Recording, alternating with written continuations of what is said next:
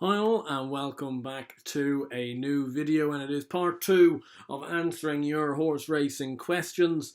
Obviously the first part of this video went out on Monday and was very well received. Mispronounced a couple of names, so I'm very sorry if that was the case, but hopefully you guys can enjoy this video just as much. Just conscious maybe to not let it run quite as long, so I'm going to be trying to bounce through these questions. There's a fair few still to go through between the YouTube ones and then a couple from Twitter as well, so really hoping to get them all done. And I've been having to think about things to do to keep kind of videos rolling and stuff like that, and perhaps later on this week or early next week I'll start some of those kind of maybe 2021 kind of national hunt previews and stuff, not previews, but like horses to look out for, stuff like that, just to keep everything rolling. But without further ado, we'll go into it. With the YouTube comments, hopefully they'll come across like they did in the last video, maybe not so with the Twitter ones, but I'll see what I can do. Starting off with Steve Bushnell, who has two questions. One is, do you work in racing or have a normal job, and where do you see Fernie Hollow ending up? Pretty much, I'm still in college. That is something that a fair few of you guys don't seem to get. I'm still only 20 years old. I know the voice would indicate otherwise, but I'm a student. I do bits of coaching. I coach hockey and cricket in my old school, my old secondary school, and I do bits and bobs. Like last summer I worked for Cricket Ireland on their media team. I've done a little bit, thanks to Josh Stacey, the Racing Josh, as probably a lot of you would know him on Twitter. I've done a bit of kind of Racing Post podcast work with him over this winter, which has been brilliant. So those are kind of the closest I've gotten to sports media jobs. But as I say, I'm still a student, so hopefully no rush just yet. And unless something does crop up, and hopefully then I can get a job in racing or in cricket or in just sports media in general after college. And in regards to Fernie Hollow, I think he'll be a supreme horse, to be honest. I think the Champion Bumper was the first time we probably saw him to his best effect, which was a really kind of strong gallop, and he could sit off it. His 3 bumper runs in Ireland were kind of falsely run races. He was very keen, very lit up. As for the Champion Bumper, actually really suited his style, so that would indicate to me the Supreme would suit him. If he could come off a fast pace, he's got a very good high cruising speed. He does have speed, so that's why I'd indicate more the Supreme, and I think Appreciated is definitely a horse that will go up in trip. So I would say Supreme for Fernie Hollow. Moving on to Liam Mackenzie, he asks who my number 1 horse to follow next season away from the obvious. And these are ones that I think in my videos next week and stuff like that, I'm going to go and try and find kind of under the radar horses, I suppose. One that isn't under the radar, but I think will have a very good season next year, is a horse called Captain Guinness. Very unlucky to be brought down into Supreme Novices. I mentioned him as a potential Arkle Hope in the last video. I think he's the one that just flies a little bit under the radar, given how good Henry de Bromhead is with 2-mile novice chases and 2-mile chases in general. I think this horse will improve a lot for fences, and he's got the type of kind of free-going style of a bit of a Special Tiara mould. I'm not going to say he's going to be as good as Special Tiara, but he's got that kind of free way going about things, and if he can jump a fence well, he could be a force to be reckoned with, I think, certainly in the Irish 2-mile novice division. Jack Toole says, top of the game at 10s for the Ladbroke Trophy. Is that worth a punt, given that he's definitely going there? If you like top of the game, I wouldn't put you off. I think if he rocks up in the Ladbrokes Trophy, he'll be, 3-1 or something like that. My only issue with the Ladbrokes Trophy and top of the game is, I think top of the game's a very good horse. Don't get me wrong. I have reservations about his stamina, actually. And I don't think 3 mile, 2.5 at Newbury, lugging around top weight would really be his bag, to be honest. But I don't know, maybe I've just got that completely wrong and he could absolutely whack up, but I'd have reservations about his stamina, so I personally wouldn't be backing him. I'd be more waiting to see him in a King George. I think he could be a frightening prospect in a King George, to be honest. Tom Leach says, how about doing a video explaining how you use form to make selections? That is something, Tom, that actually I am going to do. So I'm not going to answer that on this video. I'm going to just let that one go. And I will get back to that, and I actually will do a video explaining kind of the way I go about picking or trying to pick winners. Mostly not succeeding, but sometimes succeeding. So, Tom, I will get back to you on that one, and hopefully we'll get a full video out of that. Mick D, Big Tom, do you ever punt on American racing? He lived in the States for 12 years and follows us and does okay. Personally, I don't. Even in these times of kind of nothing else on, bar American racing, like last week and stuff like that, I wasn't punting on it. I'd have the odd punt in the Breeders' Cup and stuff like that, but I find American racing quite frustrating, to be honest. I don't know whether that's just my luck with it or whatever, but, you know, in the Breeders' Cup last year, I think I backed 3 or 4 horses, and they, you know, they're going round the first bend in a mile race. Where was it last year? Was it Santa Anita last year? I'm not sure. Don't pin me on that. But whatever it was the really tight track. And you're turning the first bend in last over a mile. You know, when you're a furlong in and you're last and you're going, this horse has no chance of winning. And it kind of wrecked my head, to be honest. But so it wouldn't be American racing for me. But if you're good at it, if you know the form, more luck to you, Mick. Darren Kelly asks, out of the Willie Mullins 4, who the horses didn't reach their full potential? Duvan, Annie Power, Vroom Vroom Mag or Faugheen? I think for me it's fairly obvious it's Duvan. Annie Power ended up winning a champion hurdle. Vroom Vroom Mag was a very good mare. She probably was a little bit below class at kind of open grade 1 company, but did her job. And Faugheen has been an absolute revelation of a horse for a number of years now. Duvan didn't really get to see what, you know, how good he was, I suppose. And it does rest a bit uneasy with me that Special Tiara and Politolog have won a champion chase and Duvan hasn't. Like, that doesn't sit well with me, to be honest. But there's your answer. Terry Miller says, doing a video on what you fancied for the cancelled Grand National. I won't do a video, but I'll tell you now, I would have been sticking with Willie Mullins in this race. And I would have backed Burroughs Saint, and I would have backed Pleasant Company. Again, Pleasant Company's a rock solid each way bet for these Grand Nationals.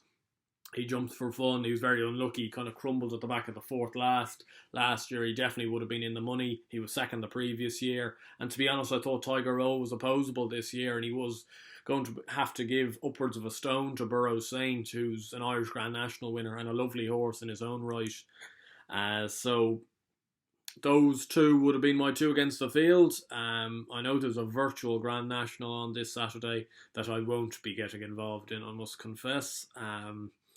That wouldn't be my scene now. You really should be trying to stay away from anything virtual. You know, I could make a case for backing horses in America or Shatin or something in Hong Kong or something like that, but virtual racing isn't me now. Adam Beagley has 3 questions. Who's your one horse you've been far too faithful with but can't seem to not back? That's actually a really good question, I think. And for me, it's quite an odd one, because I still think there's actually 2 I'm going to give you. And I'm so convinced by it. I still think the 2 of them are very good horses, even though they kind of do everything to tell me they're not. One is Gallant John Joe, and one is Windsor Avenue. Windsor Avenue, I keep thinking, is an absolute beast, and he keeps telling me he's not. And Gallant John Joe, I've followed to the cliff and back many times. He doesn't win often, but he always runs his race, to be fair to him. And I've made good each way money on him in the past, but God, he's a tough horse to win with. What is your go-to meal deal? Now, there's a Tesco right beside college for me, so it'll be a Tesco meal deal. I'm quite partial to the old chicken, bacon and lettuce sandwich. We'd have a bit of probably Walker's salt and vinegar, and then either an apple juice, which is a bit of a controversial call, or a lemon and lime flavoured water. That would be my meal deal of choice. And favourite race of the year, Adam, you say the Supreme. Be hard pressed to disagree with you on the Supreme, to be honest. think sometimes it does depend on kind of the quality of races and stuff like that.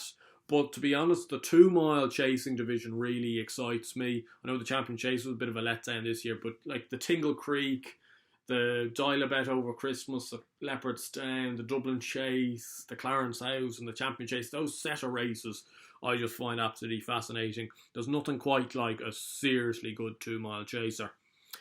Richard Cook, favourite horse of all time, as you've probably guessed, Richard, by now, it is Douvan, and I'm not going to talk about it anymore. You probably have heard me bang on about Douvan one too many times. And one from Moonhead, I'm assuming that's not your name, but it's your name on YouTube, and a very interesting question, actually. He asked, have I ever had a problem with gambling, ever had to set deposit limits and stuff like that? Now, I don't think I've ever had a massive issue with gambling. I'm in the overall scale of things, I'm a pretty small stakes punter. I'd admit that. I don't bet massive amount of money. I try to stick to a point system and follow it. But that being said, I have had, I wouldn't say big issues, but just sometimes where you get bad days. And I suppose bad days always put it into perspective for me. When you're losing a fair bit of money, and as I say before, I'm a student, you don't have that much money to play with. Like, I earn a fair bit of money from coaching and stuff like that, but I don't have unlimited amounts of money, and there are times where you go on a run of bad losses and stuff like that. Like, I remember Christmas 2019 at Leopardstown, I was so psyched going all 4 days, and I backed 2 winners in 28 races. And I wasn't coming close to backing winners and stuff like that. So that was hard, and it's one that you do have to restrain yourself. Sometimes I do have to, take a look at things and stop gambling for a couple of weeks. And the thing, I suppose, I've become more and more kind of hard on myself with, which as I said in the previous video, I would acknowledge to everyone that's gambling, is try and find a niche. My niche, personally, I think, is Irish National Hunt Racing. That's what I know the most. It's what I like the most. But that being said, I'm not going to stand here in the moral high ground or anything like that. There's days where I'd be backing horses at Southall and, Newcastle on the all-weather and stuff like that, and you lose money doing that because I don't know the form and you're kind of just throwing money away. So I think it's just being kind of quite strict on yourself, keeping it to what you know and trying to find winners in that certain bracket and then kind of going from there, and not punting on midweek racing in England when I don't know the form, or all-weather racing, stuff like that. I'd have the odd bet at Dundalk or something like that, but only if you really knew a horse. That's when I would only be advising it. So very good question. I thought that was a very interesting question. David O'Mahony has a fair few questions for me. What first season sires are you looking forward to on the flat? You're asking a lot of flat questions, David, and I'm not a flat racing connoisseur. One I am interested in, though, is a horse called Autad. It was a brilliant horse for Kevin Prendergast.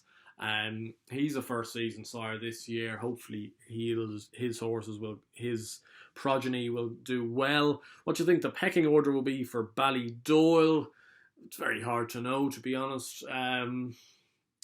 I was looking through the big races at the end of last year. Would Wichita be their main Guineas hope, if there was a Guineas? And probably Innisfree would be the top of my list for the Derby out of the O'Brien horses. But they weren't brilliant 2-year-olds last year, to be honest. But those would be the two I'd take forward. What group flat horses are you most looking forward to this year? You're saying Pinatubo and Duke of Hazard. Pinatubo could be an absolute beast. I wouldn't kind of put you away from that. Duke of Hazard, a very progressive horse for Paul Cole. One I'd throw into the mix. I don't know whether it'll end up becoming a group horse or not. But one horse I really quite liked last year was a Michael O'Callaghan horse called Now the King. Great name. He also had a very similar type of horse last year in the shape of I Am Superman that ended up being kind of nearly a decent group horse. I think Now the King could be quite similar to that one I made at Dundalk at the end of the year. where I backed him at 2s, I think, and he won very nicely. He's 1 from 3, quite progressive, and hopefully he'll make up into a group race performer. So that is something that probably not many people would be going on about now, the King, but I've given him a bit of a get up there. And then on to the Twitter ones. So we're going to fire through these. Barry Doyle, going to put up a big plug for the champ.ie. If you haven't watched the champ.ie, do go over and listen to it. I'm on it sometimes. Barry runs it. It's a podcast every Thursday during the year, covering kind of weekend racing and stuff like that and general discussion. Anyway, if you were hosting a racing industry dinner party, which 5 guests would you invite is the first question. I was thinking about this long and hard, and it would be Ruby Walsh, because he's just a fascinating character. Paul Nolan, because I love Paul Nolan. I love his horses. He seems like a good crack. Jane Mangan, because I've never seen somebody with such knowledge. Like, there's knowledge actually like coming out of her at all times. Fergal O'Brien, again, good crack, good trainer. And Gary O'Brien, the voice of Irish racing, because he is the king, I think. Gary O'Brien's like just legend. Like, and also Gary O'Brien, I suppose, is, when I think about it, is my like ideal job growing up. So I'd say that's somewhat the reason for that. What would the set menu be? Starter, main and dessert. I am a very ordinary cook, and a very ordinary in terms of my taste palette. So look, we'd be having maybe chicken wings to start, maybe spaghetti with a couple of meatballs, maybe spaghetti con polpette, they call it in the Italian restaurants. That's for all you Italian restaurant connoisseurs. And then you have to have the choice between the triple chocolate brownie or the ice cream sundae. If you don't like either of them, you're not a dessert man, I'm afraid. And what wine would be served / other beverage? I don't drink wine, so that wouldn't be an option. We'd be on the Carlsbergs, I'm afraid. Mark Mackay, what race would you lose from the current festival if they bring in a Mare's Chase? I think they will bring in a Mare's Chase, which I don't think is the worst idea. I would get rid of the Kim Muir, to be honest, which I know is a bit controversial. The Pertemps, I can understand. Like Mark here says that he'd get rid of the Pertemps of the Boodles. I kind of understand where he's getting at. The Pertemps, I think the qualification system has to change. I think it needs to be top 3 in the qualifiers, not top 6, because you get fiddlers otherwise. And the Boodles, I would keep, because otherwise the Triumph becomes an absolute scrum. And you kind of want that to be split up. Kim Muir, not necessarily that I would replace it with a Mare's Chase, but I've always had this, well, not always, but I've had this idea the last year or two that Kim Muir should be a veterans race. Just at the moment, the Kim Muir is just for horses that aren't good enough to run in the Ultima, and that kind of frustrates me. Like, and you look this year, and you look at a horse like Milan Native and go, yeah, he's a good horse, but like, really, should he be winning at Cheltenham? I'm not so sure. I'd much prefer, and I wouldn't mind it, like it can stay an amateur riders race. I think the amateur riders races are good, but would that not be more beneficial if it's a 0 to 145 anyway? Make it a veterans race, and when you get all the lads out. That's my idea about it. I don't know what you guys think about that. Maybe converting the Kim Muir into some type of veterans race, or maybe a 9 years old plus race. I don't know. Heatley Tector, the Legends HT, your 5 best national hunt and 5 best flat horses over the past 10 years. Realistically, I've only started watching since around 2013, 2014. But that being said, on the flat, Frankel would have to be in there. Enable would have to be in there for me. Camelot is probably the best O'Brien horse I've witnessed. Who else would we have? We'd have Batash for me, actually. I think Batash is an absolute freak. And those, like, 5 furlong horses are just different gear, to be honest. And who else? I did have one, actually. Almanzor, one that always gets looked over. Almanzor, the French horse that won the Irish Champion Stakes and the Champion Stakes, unfortunately got injured before he could run again after that. So they're all horses I absolutely love. In terms of national hunt horses, Faugheen would have to be in there. Hurricane Fly would have to be in there. I'm taking it like 2011 onwards. Like Cuddestar and Denman were both 11, so I can't count either of them. I'm not going to count either of them. Therefore, I think in the last 10 years, Don Cossack was actually the classiest Gold Cup winner, so he's in there. Sprinter's obviously in there. And for me, it's a toss-up between Altior and Douvan. Altior has achieved a lot more. Douvan was an extremely high-class horse. I'd leave it between those two. Jack says, if you're to create a scale of importance when making your horse picks, pedigree, last, form, first example, what would it be? As I say, I'm a massive form man. On the flat, pedigree is important, especially with 2-year-olds, so it would be probably midfield. My last one would be times. I think times are completely overrated, and I don't look into them at all. Alan Lewis, former Irish cricketer and international referee, thoughts on Division 3 last season. This is a cricket question, as I captained YMCA to win Leinster Division 3 last year, and it was very enjoyable, to be honest. Unfortunately, we're not starting the cricket season on time this year, but if we do get back to it, hopefully we can defend our crown. And our final question of today is Alex saying, if you could own one horse still currently running, who would it be and why? One obvious one, MYLN, because he's absolute gold dust. One not so obvious one, Discorama. To have a horse that's always going to run at the Cheltenham Festival and always runs his race and his best race at the Cheltenham Festival and is always thereabouts is something that I'd absolutely love as an owner. So I know I've rambled on for another 20 minutes or so here today, but I hope you guys did enjoy this video. If you did, please do give it a like and subscribe to the channel down below to try and keep our enthusiasm levels up. And also give me a few suggestions video-wise what you might want to see. I have a few ideas about types of videos I want to produce in the next week or two, but always open to ideas from yourselves as well. And until next time I see you, which hopefully will either be later this week or early next week, hope you guys stay safe, keep lucky if you're betting on anything, and I'll see you guys then. Cheers.